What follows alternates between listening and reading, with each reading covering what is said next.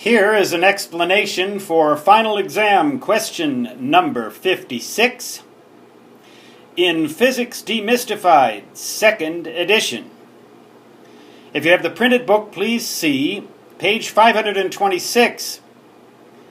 And you will find at the bottom of that page figure exam-9, which is reproduced here precisely because I have an iPad trained right on the printed book itself. I tried to draw this thing on the beige board and I just didn't have any luck. This is a diagram of a DC motor. The multi-turn loop of rigid wire goes round and round as a result of interaction between its magnetic field and the magnetic field produced by these two electromagnets. That torque, the thing goes round and round. What is the function of this thing? That little thing marked X. That's what this question is asking us. Well, that thing is a commutator. It's called a commutator. What it does is that every time the coil here makes a half a revolution or a half a rotation, this thing reverses the polarity or the direction of the current through that coil, so it reverses the polarity of the magnetic field produced by this multi-turn loop. That causes it to keep going instead of coming to a stop. If it weren't for that commutator, this thing marked X, which reverses the polarity every half cycle, that multi-turn loop of rigid wire would just orient itself a certain way with respect to these two electromagnets and then just stay there.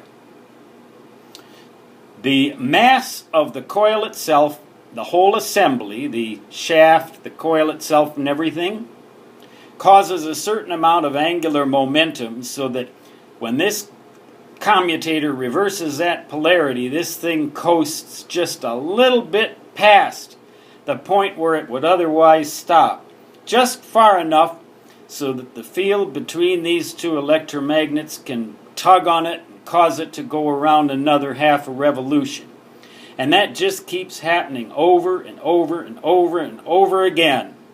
So even though this is a source of direct current, that thing will keep going round and round and round. The correct choice here is A, as in alpha. This little thing marked X ensures that the torque on the rigid wire coil will keep it rotating. The other choices are either irrelevant or just unnecessary.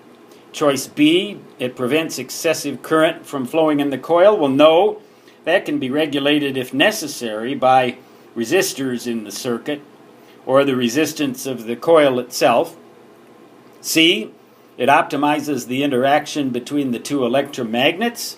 No, that's not necessary. There's no need for that. They already work the way they should without that little thing X down there. D, keeps the rigid wire coil from rotating too fast. Well, the speed of that coil is going to be determined by how much current is in it, speed of rotation here, how much current flows in here, how much current flows in the electromagnets, and also to some extent on how much mass this whole assembly has. But this commutator itself does not have anything to do with regulating the speed.